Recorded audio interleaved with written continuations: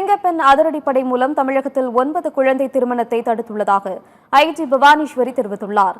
சென்னையில் கல்லூரி நிகழ்ச்சி ஒன்றில் சிங்கப்பெண் அதிரடிப்படை குறித்த அறிமுக பயிற்சியில் பேசிய ஐஜி பவானீஸ்வரி, குற்றங்கள் குறித்து பெண்கள் உடனடியாக சிங்கப்பெண் அதிரடிப்படைக்கு தகவல் தெரிவிக்க வேண்டும் என்று அறிவுறுத்தினார்.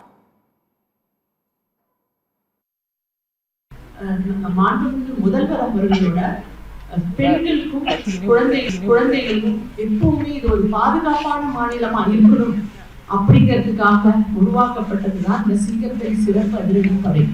அதை ஷேர் பண்ணும்போது அவங்களோட மனசு பாரம் குறைந்து அந்த குற்றவாளிக்கு வழக்கு தொடுத்து அவங்களை அரெஸ்ட் பண்ணிருக்கோம். நாங்க இந்த ஒரு 15 நாங்க போன மாசம் 10ஆம் தேதியில இருந்து ஒர்க் பண்ணிட்டு இருக்கோம்.